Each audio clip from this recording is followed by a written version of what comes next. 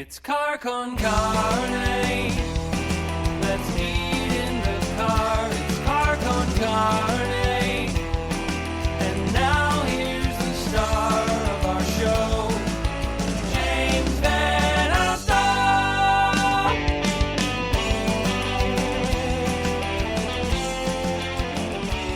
And welcome to Car con Carne. I'm James Van Alstyne. This is episode 631, brought to you by our friends at Siren Records in McHenry. Don't forget, Record Store Day is coming up this weekend. Always a blessed event. Record Store Day, Siren Records in McHenry. So, Mapping America is a new book. It's about the incredible story and stunning hand-colored maps and engravings that created the United States.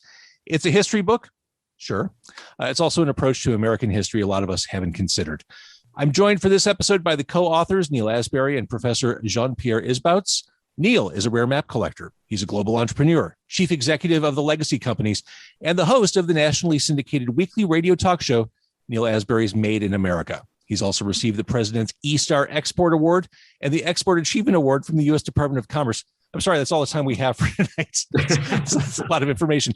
Jean-Pierre is a historian, doctoral professor at Fielding Graduate University, and the author of 10 National Geographic books. He's directed several programs for Disney, ABC, Hallmark, and the History Channel. So two guys with what sounds like no free time come together to research, compile, and present this dense, well-articulated history book. I can't even imagine, guys, how much time it took to put something like this together. Well, it was a labor of love. It was actually my literary manager, Peter Miller, who knew Neal. And Neal is an incredible person. It's such a privilege to call him my friend. He is one of the leading collectors of maps about America, but other maps as well in the United States, if not the world.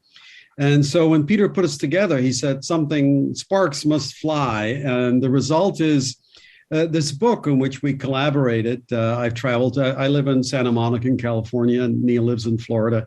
So I traveled to Florida several times. And when you go into Neal's home, it's like a magic box. I mean, every square inch of his house, and it's a huge house, every square inch down to the bathrooms is covered with maps worth tens of thousands of dollars. And so, I mean, you have to drag me out of there kicking and screaming. It's an incredible experience. And we decided to put that together and produce this book. See, let's start there, Neal. I'm a collector. I grew up, my grandmother was an antique collector, and I'd go to antique shows, and I've always been fascinated by collection and acquisition of cool, hard to find stuff. I mean, you'll see a bunch of records behind me. Downstairs, you'll find a bunch of comics. What lit the fire for you to start collecting maps and kind of get into cartography? Yeah, I'm often asked that question. And when I was a young man, I graduated university, and my first real job was in Singapore. And I got a job there as a sales manager for a company. And my job was to travel all of these Asian countries, Middle East countries, and sell things. And I was pretty good at it. And I quickly established a very nice career. And every place that I went to, I really immersed myself in its culture. I loved the culture, all these different countries. It was just so amazing to me. I was a young guy. I was like a kid in a candy store. I mean, I just went from country to country. I was just so immersed in it. I really loved what I was doing.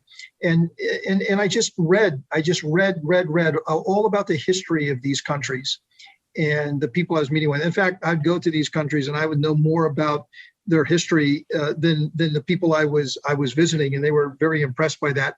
But I was reading a book on the Ottoman Empire.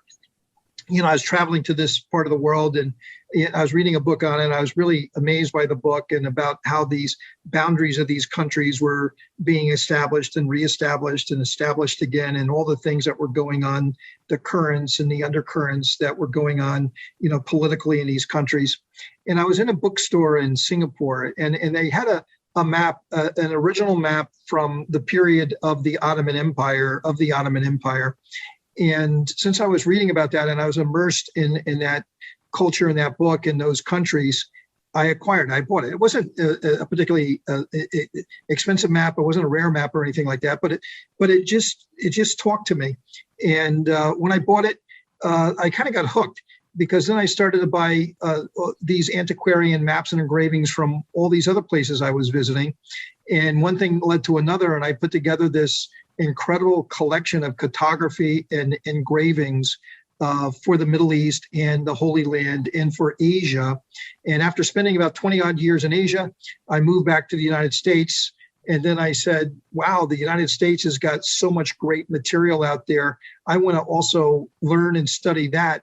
And so writing the book, even though, it was tough and, as Jean-Pierre said correctly, as a labor of love, when I was buying pieces and as my career, got more successful, I was able to buy more important pieces. And some of these pieces were worth a lot of money. And then I would find them and they would be worth a lot of money. And then before I would buy them, then I would do a tremendous amount of study about that particular piece and why it was important, both from its cartography as well as the historic aspect of it, and also the art aspect of it. Because ultimately, these maps and engravings are works of art. They're wood engravings, they're copper engravings. They're beautifully colored. They're all hand done. They're all very different, as they were created by the different artists that created them. They just absolutely gorgeous, beautiful pieces of art. So by studying them, I became very good about going out and lecturing about them and telling the stories. And just like I'm a talk radio host, and I get to talk to all kinds of fascinating people. And so telling stories and engaging with people, I just love to tell stories. So that was another thing that was a fulfillment for me. They're pieces of art. They talk to me as an American exporter and someone who's going around the world and learning about all of this, as someone who's a student of history and who loves history. The age of discovery, the trade was the fuel that really drove this whole thing. I was the latest version and incarnation of what an American exporter is in my career. I was following in the footsteps of these great entrepreneurs and these great traders. And just one thing led to another. I got these things. I studied them and studied them and studied them. I made good investments, and that turned out to be lectures, and lectures turned out to become a book. And so one thing led to another. So, Jean-Pierre, I'm not ignoring you. I swear I'm just going to ask one more map question. I'm going to ask Sure. Go ahead. No. A nerdy collector question. So when you collect anything, there's no end to it. You will collect until the day you're no longer on this earth. It's always this acquisition and obsession. What are the holy grails? Like, if I go downstairs and look at the comics, I could say, gosh, I sure would love to have Amazing Fantasy 15, or I'd love to have the Beatles yesterday and today. Are there holy grails you're still chasing in the world of maps? I don't know about holy grails. Well, of course, there's a lot of holy grails, and some of these holy grails, like the Waldseemüller map of the first map to name America, there's only one copy, and that's in the Library of Congress, and it's worth, it'll never be bought. It's like how much, I don't even know how much you would put a price on that. And that was a holy grail because it was produced in 1507, and for 400 years it was lost. It was kind of a mythical map. Nobody really knew if it really existed or not. And then it was written about, but no one had ever seen it. And then finally they found it in a obscure castle in Germany, and the Holy Grail of maps was actually real, and it was the map that named America. And so there it was in all its glory. The United States then entered into a negotiation for about close to 70, 80 years before it actually was transferred to the United States. And now it's in the Library of Congress. But, another holy grail is right here. It's the Nuremberg Chronicle, published in 1493. Columbus had left, but he hadn't yet returned. So this is the World is Flat book. The World is Flat book. It's the first time where you have images together with the written word, and you have the world map is in here. The Ptolemaic world map is in here. It's the map that was known during the time of the Romans, the world as the Romans existed. And so here it is, the Nuremberg Chronicle, live and in person. People who are just listening can't see my jaw hitting the ground when you pull that onto the camera. I mean, this is just another day in the life of Jean-Pierre seeing this stuff. But for me, oh my gosh, that's a showstopper right there. It's an incredibly important publication, Nuremberg Chronicle. It's sort of, you could compare it to what today we would call a family encyclopedia. Of course, books like that were still only accessible to the elite. But the important point that we make in our book is that the printing press, which ultimately made the map possible, the published map possible, as the first mass medium of our civilization, the printing press was a unique moment of revolution. It allowed knowledge, which was previously the preserve of the church and the elite, the wealthy, the aristocracy. Suddenly, education, knowledge about the world became accessible to people at large. Literacy rates rose. And so everything that we talk about in the book and these beautiful hand-colored maps stems from that incredible technological marvel. Well, the idea of seeing all these old maps was the hook for me. That was the what hooked me, and that's what made me interested in mapping America. I wanted to see this. What's amazing to me, and you guys can both speak to this, is how consistent the shapes on maps have been long before satellite imagery existed. I'm holding up to the camera. You can't really see it that well. A map from 1606, and the shapes of North and South America aren't that different now that we have all the satellite imagery to back it up. I don't even understand how that was possible back in 1606. Well, of course, that's true. But of course, we should remember that the outlines, the coastal areas were explored, but the interior was still very much up to the imagination of the cartographer. And, Neal can tell you a wonderful story about cannibalism in Brazil, which then became a fixture of every map of South America. I had to have a few cannibals, stewing the pot. And, but it was a medium of wonder. Today, we look at the stars, and we look at incredible pictures of Jupiter and the solar system through our satellites. The equivalent of that was maps in the 16th, 17th, 18th century. Whatever was beyond your immediate horizon, whether it was your village, your town, your city, was the map. And so people looked on a map, particularly these beautifully hand-colored maps, with a sense of wonder and amazement and sense of thrill that is very difficult for us to imagine because we are surrounded by digital facsimile, of television and everything else. Well, we have maps in our pockets now. Exactly. Yes. So, and one of the things that spurred me to really get excited about this book when I was first introduced to Neal is the review of a wonderful book by Rick Atkinson, The British Are Coming, which is a wonderful story about the beginning of the American Revolutionary War. But when the New York Times published a review of that book, it said, it's such a pity, that we don't have any visualization of the American Revolutionary War. And I got very upset. And that's when Neal and I decided, we got to write this book, because maps have so long been ignored by scholarship, by my peers in history, as a legitimate and a unique form of looking at those great moments. Well, let's stay on the Revolutionary War for a second. As we're recording this, neighborhoods have only recently stopped lighting off their 4th of July fireworks, celebrating the Declaration of Independence getting adopted by the Continental Congress. The Revolutionary War was greatly influenced by maps. Explain. And Neal, I'll give that to you for a moment. Well, the maps, I will tell you that we show a lot of them in the book, and the really fascinating maps in the book that to me, and some of my personal favorites are the battle plans of the Battle of Concord, the Battle of New York, the landing. The largest amphibious landing in North America until today was the British landing in New York during the Revolutionary War. And, the Continentals were absolutely routed. I mean, completely routed. The Battle of Lake Champlain, we talk about in our book.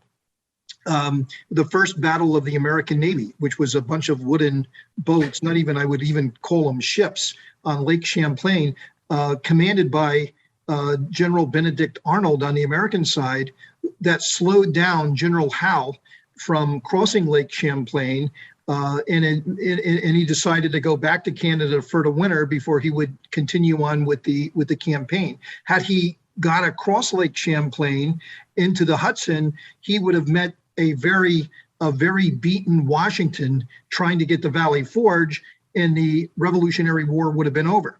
So even though Benedict Arnold is considered one of the greatest trader of all time, the most hated American of all time, he saved the revolution twice.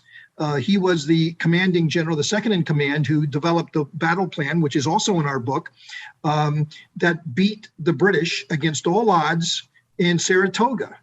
And nobody thought that would happen. General Johnny Burgoyne of the British surrendered to Horatio Gates and Benedict Arnold, and that really turned the war around. And also in our book, you will see the French maps that came out after Saratoga, which actually recognized the United States even before the war was over.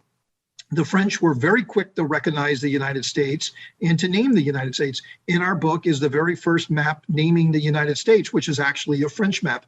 So the battle plans, and we address several of them. The crossing of the Delaware is in our book. These maps were done in manuscript. That means that British officers on the battlefield would write down sketches of what was going on, how the troops were moving, where the various encampments were, the various artillery was, and as it was moving around the battlefield. That was then sent over on a fast ship to England, where the royal cartographer would take that and quickly engrave it into copper, and then in color in the troops. The Continentals were always colored in blue, the British were always in red, the Hessians were in black, and then give it to King George. And, they would discuss what was going on, and then their communications back to General Howe were largely determined on what was on these maps, these battle plan maps, which you see them in all their glory in the book. And so you can actually watch the Revolutionary War unfold in real time by looking at these maps and seeing what the players were studying as they were planning and plotting their next moves. That's fascinating. And you say it in the beginning of the book, in the prologue, you say that maps give us an unprecedented look at the ambition, struggle, and glory that attended the exploration of America and the birth of our nation. That's it. It's almost like looking at the Revolutionary War equivalent of film strip reels to piece the story together. That's right. It's like analog versus digital. I think that's so cool. The Renaissance was a period dedicated to scientific exploration and discovery and expression. You basically explain these bedrock concepts were central to the formation of America, or the exploration of America. Yeah, I mean, it's important that we keep that in mind, that for us, the creation of America was really the ultimate outcome of the ideals of the Renaissance. Of course, when people think of the Renaissance, we think of Leonardo da Vinci and Michelangelo and great art. But the foundation of the Renaissance actually happened much sooner. First, the scholasticism of the 12th century.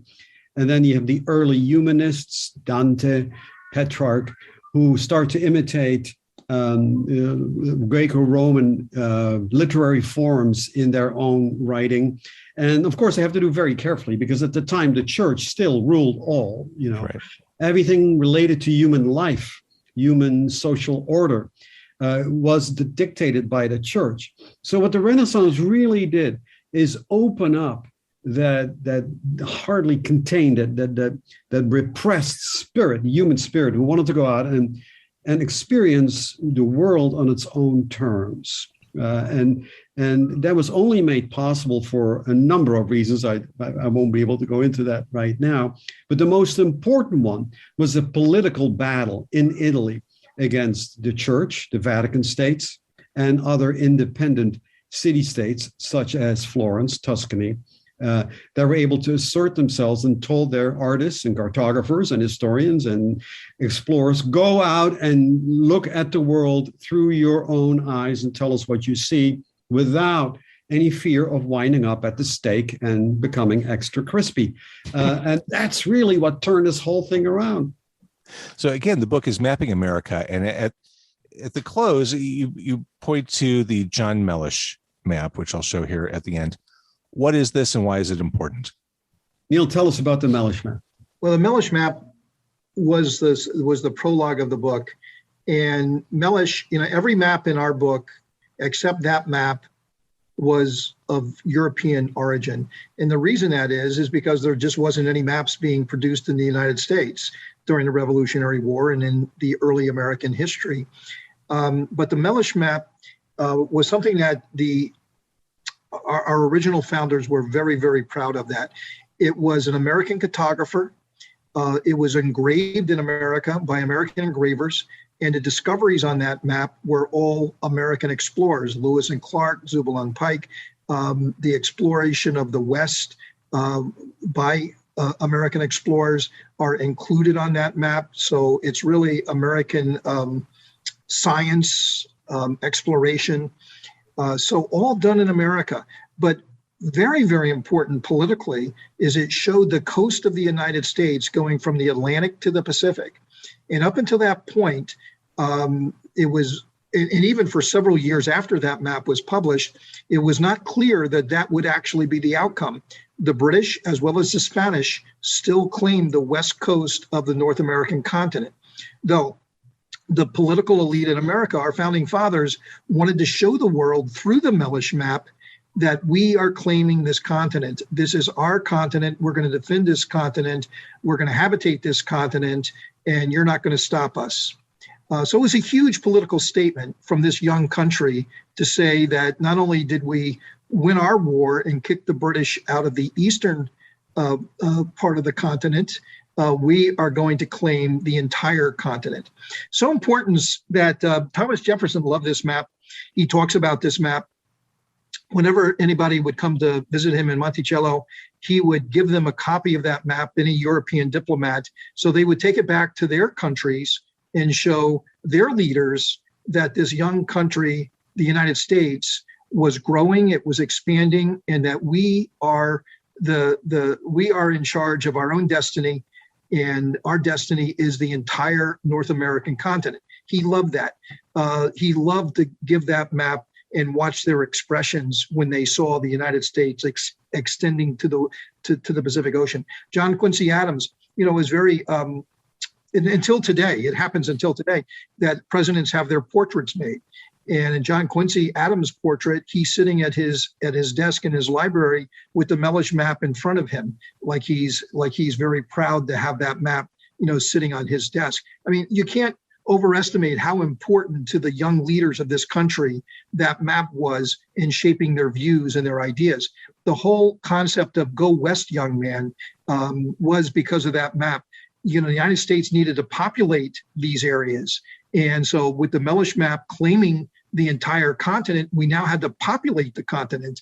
And so Go West, Young Man is a result of the Mellish map and trying to get the expansion of the American people moving west, to go out into the unknown, to conquer your fears, to claim the American dream. And it's so fundamentally important to our country of that exploration and going out into the unknown and pursuing our dreams. And that's what the Mellish map really emboldens. And that's the story that it told to our original founders. And that's why they embraced that document so much.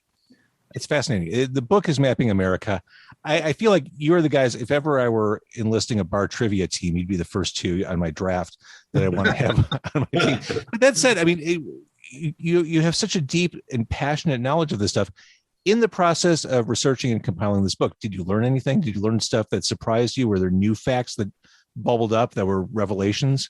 Oh, of course. I mean, whenever you do an in-depth research of any subject as a historian, and you look at source documents, I mean, as a historian, I always like to look for primary sources, as we call it. And of course, the map is a wonderful primary source.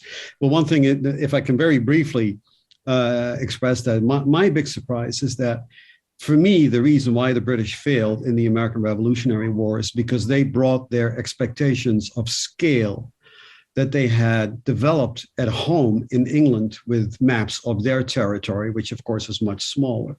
They brought their expectations of scale to the maps that they saw in the United States. It's very difficult when you've been raised to expect to see a map and translate that into three-dimensional terms, to change that. So I think that the psychological element that really defeated the British was the idea that they could subdue this incredible continent, the eastern seaboard, with mere 45,000 men, and the incredible distances that they had to traverse to move from one battlefield to the next. They completely underestimated what was involved with them in terms of transportation, supply, armament, and that ultimately allowed Washington to conduct his guerrilla warfare and win the war. How about you, Neal? Did you learn anything in the process? Every time I pick up a document and I dig a little further on any of these documents, I always learn new facts and tidbits. I mean, when you look at these documents, there's just so much to learn. There's just so much going on historically and how they're naming places and where do they get this information. I mean, you take a look at some of this early cartography and they've only really explored the coastline, but yet there's all of these places that are being named and these rivers and these mountains and everything on the interior of these continents. It's all hearsay. It's all hearsay. In the myths, in the things that they thought was there that was never there. El Dorado, the city of gold. I mean, you see it on these maps that they actually placed it. Sir Walter Raleigh, I mean, he was looking for El Dorado when he ran into that Spanish outpost that actually led to his execution by King James in London, in England, when at the Tower of London. But all of those myths and all those things and those stories that you've heard about, are all contained on these maps. So the further you dig, the further you look, you think that you really understand that, oh, wow, I got that down. You find out that there's places and things there that's going on that is still much deeper than what you originally thought them to be. It's infinite. I mean, it's not like you could take one, set of documents or one period of time and say that you really understand everything that they were doing. I mean, the amount of knowledge that was being transferred or lack of knowledge in the myths that was being transferred and how deep that goes is just is so incredible.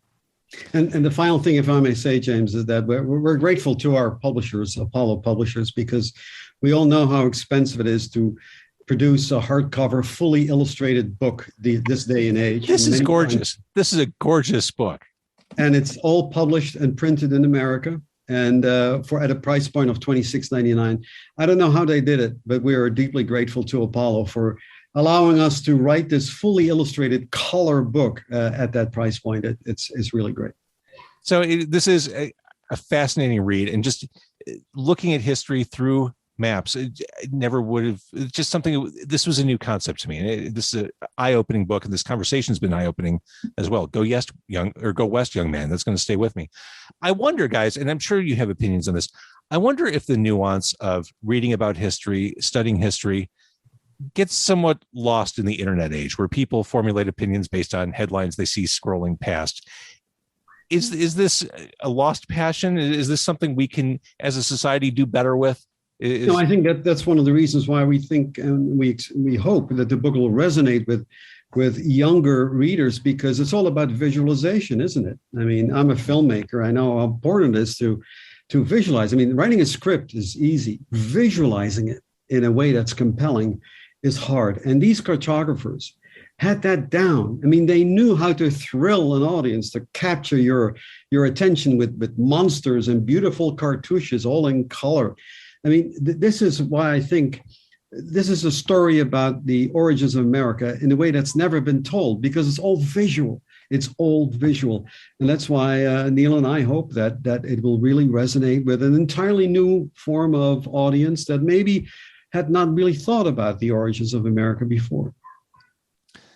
What do you think? I mean, Neal, as a radio host, you probably see this a lot. I mean, we live in a social media age where opinions are formulated based on 3-second experiences with what people see on their phones.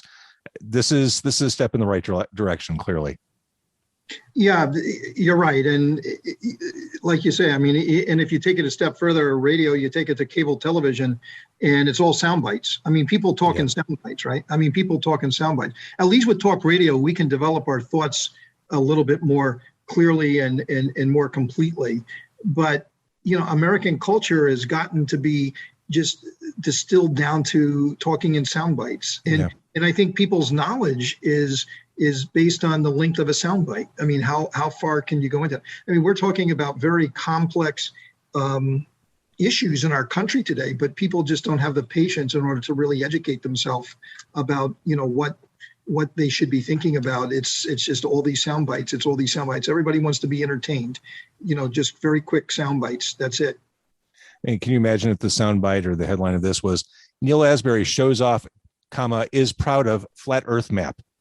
That's the takeaway. Yeah, that's the way things That's work. A tweet right now. version. That's right. That's exactly it. Gentlemen, this is a fascinating, gorgeous book. I'm awed by the work you did. I'm awed by the information you shared. Congratulations on it. Thank you so much, James. Thank you, James.